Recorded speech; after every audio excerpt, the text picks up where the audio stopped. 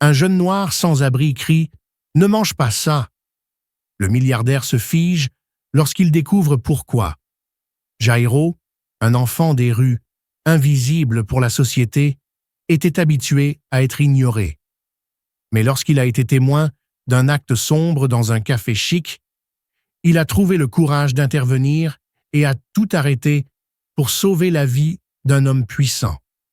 Matthew ne s'attendait pas à ce que l'audace du garçon change sa vie pour toujours. Le café d'Omeio do Campo était un endroit sophistiqué, de ceux où se réunissaient uniquement les personnes influentes. Tout respirait le luxe, des nappes blanches immaculées sur les tables et des couverts brillants à la lumière du jour. L'arôme du café se mêlait à l'odeur d'un parfum coûteux, tandis que le son étouffé des conversations et le cliquetis des couverts créaient une atmosphère raffinée. À l'intérieur, le confort régnait en maître. Mais, vu de l'extérieur, pour des garçons comme Jairo, cet endroit appartenait à un monde complètement inaccessible. Jairo était recroquevillé sur le trottoir, caché derrière des cartons. Le vent froid mordait sa peau et il frissonnait, essayant d'ignorer la faim qui grondait dans son estomac. À travers la fenêtre, ses yeux fixaient un couple assis près de la vitre. L'homme, au visage sérieux et fermé, dégageait une aura de richesse excessive, au point qu'on pourrait penser qu'il avait plus d'argent qu'il ne pouvait en dépenser. Il portait un costume noir impeccable et paraissait important, rien que par sa posture. La femme, Bianca, était son opposée, élégante et vêtue d'une robe rouge extravagante. Elle arborait un sourire qui semblait faux. Jairo connaissait bien ce type de sourire, celui qui cachait des intentions cachées. Il ne pouvait s'empêcher de les regarder. Ce n'était pas seulement la faim qui le retenait là, mais aussi une curiosité inexplicable. Ce couple était tout sauf ordinaire. Même s'ils ne pouvaient pas entendre la conversation, tout dans leur langage corporel indiquait qu'un malaise pesait lourd entre eux. À l'intérieur du café, Mateus jouait distraitement avec sa cuillère, remuant la soupe sans grande conviction. Il regarda Bianca et rompit enfin le silence. « Tu es différente ces jours-ci, Bianca. » Elle inclina légèrement la tête, toujours avec ce sourire figé. « Différent en quoi ? » ?»« Loin, » répondit-il sans détour. « Tu sembles indifférent. » Elle émit un petit rire sec. « Alors tu as remarqué ? Je pensais que tu étais trop occupé avec tes réunions et tes voyages pour remarquer quoi que ce soit chez moi. » Matthew soupira, visiblement épuisé. « Je voulais juste parler. » « Parler ou faire un monologue ? Parce que je commence à avoir l'impression que c'est l'un de ces moments où tu parles et j'écoute. » Dehors, Jairo observait attentivement. Même s'il ne pouvait pas entendre les mots, il comprenait la tension entre eux. Les gestes de Bianca, la façon dont Mateus pinçait les lèvres, tout cela lui rappelait les disputes qu'il avait vues tout au long de sa vie. Mais ce qui se passa ensuite le fit frémir. Bianca, d'un geste calme, sortit une petite bouteille de sa poche. C'était discret, presque invisible. Quand Matthew s'est levé pour aller aux toilettes, elle a ouvert la bouteille et a versé un liquide clair dans sa soupe. Elle déplaçait tout avec une sérénité glaciale, sans perdre son air détendu, attendant patiemment le retour de son mari. Jairo se figea. Il venait de voir quelque chose d'horrible. Mais que pouvais-je faire? Qui le croirait? Il n'était qu'un garçon sale, portant des vêtements en lambeaux et tremblant de froid. S'il osait entrer dans cet endroit, il serait expulsé avant qu'il ait pu dire un mot. À l'intérieur, Matthew est retourné s'asseoir. Il lança un regard suspicieux à Bianca, ne réalisant pas ce qu'elle avait fait.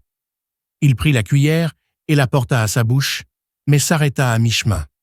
Jairo sentit l'urgence grandir en lui. Il fallait que j'agisse avant qu'il ne soit trop tard. La faim et le froid semblaient soudain insignifiants. Il pensait à sa mère, qui lui disait toujours que même le plus petit pouvait accomplir de grandes choses. Son cœur battait fort, ses mains tremblaient, mais il prit courage. Il sortit de derrière les caisses, traversa la rue et courut vers la porte du café. Lorsqu'il l'ouvrit, il sentit le contraste entre le froid glacial extérieur et la chaleur confortable à l'intérieur. Mais il n'avait pas de temps à perdre. Ses yeux étaient fixés sur Matthew, qui tenait toujours sa cuillère pleine de soupe, prêt à la goûter. « Ne mange pas !» Le cri de Jairo résonna plus fort qu'il ne le souhaitait. En un instant, tout s'est arrêté. Les conversations cessèrent, les couverts furent déposés et tous les regards se tournèrent vers le garçon noir et maigre, vêtu de haillons, figé près de l'entrée. Matthew se tenait là, la cuillère suspendue dans les airs, regardant le garçon avec un mélange de surprise et d'agacement. Bianca cligna des yeux, visiblement troublée, avant de se ressaisir et de lever un sourcil, comme face à une absurdité. « Qu'est-ce que vous avez dit ?»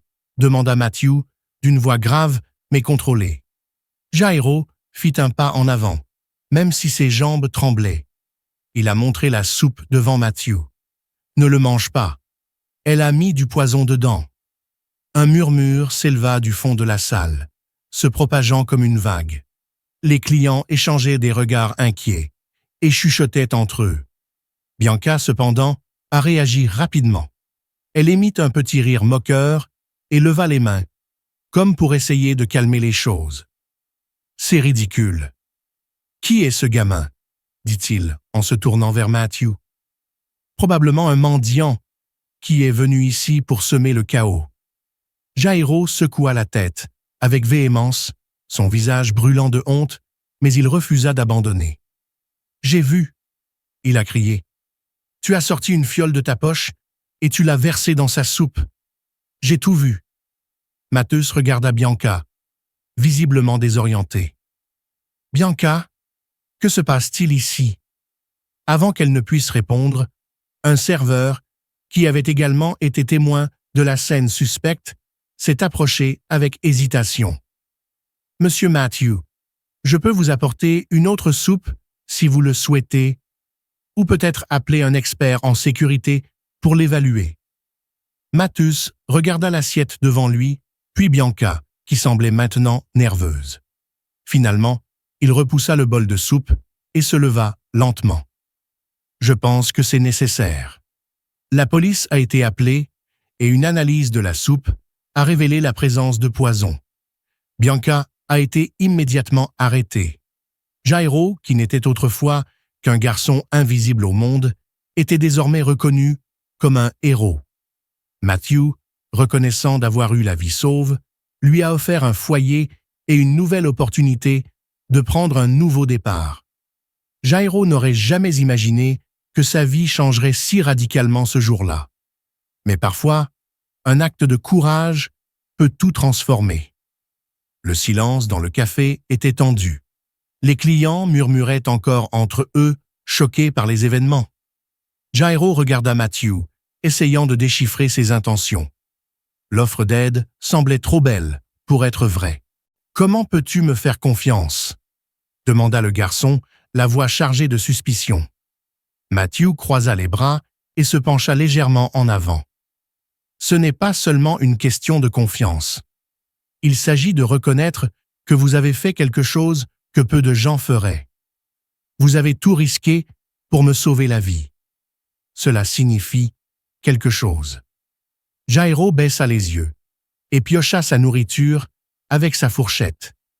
Il voulait y croire, mais des années passées dans la rue lui avaient appris à ne pas faire confiance aux promesses faciles. Matthew remarqua son hésitation et poussa un soupir. « Je sais que les mots ne signifient pas grand-chose pour quelqu'un qui a été déçu tant de fois, mais je suis prêt à vous prouver que mes intentions sont sincères. » Le serveur, qui était toujours à proximité, s'approcha prudemment. « Monsieur Matthew, y a-t-il autre chose que vous aimeriez que je vous fournisse ?» Matthew secoua la tête. « Non, mais j'aimerais que tu appelles un chauffeur pour venir nous chercher. L'homme hocha la tête et s'éloigna rapidement. Jairo leva les yeux en fronçant les sourcils. « Tu viens nous chercher? » Où? Mathieu eut un petit sourire. « Chez moi, tu as besoin d'une douche, de vêtements propres et d'un endroit sûr où passer la nuit. Demain, nous déciderons de ce que nous allons faire. » Les yeux de Jairo s'écarquillèrent. Cela semblait surréaliste. Il ne se souvenait pas de la dernière fois où il avait dormi dans un vrai lit. « Tu m'offres un abri, comme ça, sans prévenir? » Mathieu hocha la tête. « Oui, mais je ne t'oblige pas. Le choix t'appartient. » Le garçon resta silencieux quelques instants. Ses yeux sombres reflétaient un mélange de peur et d'espoir. Finalement, il prit une profonde inspiration et hocha lentement la tête. « Ok, j'y vais. » Quelques minutes plus tard, une luxueuse voiture noire s'est garée devant le café. Le chauffeur est sorti et a ouvert la porte pour eux deux. Jairo regarda le véhicule brillant, hésita un instant, mais quand il vit l'expression calme de Matthew, il prit son courage à deux mains et monta dedans. Le voyage était silencieux. Jairo observait la ville à travers la fenêtre, se sentant mal à l'aise au milieu de cette luxueuse réalité. La voiture entra bientôt dans un domaine entouré de hauts murs et de portes imposantes. La maison de Matthew était un grand manoir, éclairé par des lumières douces. Jairo n'avait jamais rien vu de tel. En entrant, il fut accueilli par un majordome à l'air sérieux qui hocha simplement la tête en le voyant. Matthew a conduit Jairo dans une pièce spacieuse. « C'est ici que tu dormiras ce soir. La salle de bain est là-bas, et je t'ai laissé des vêtements.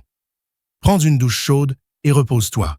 Nous en parlerons davantage demain. » Jairo, toujours incrédule, entra dans la pièce et passa sa main sur les draps doux du lit.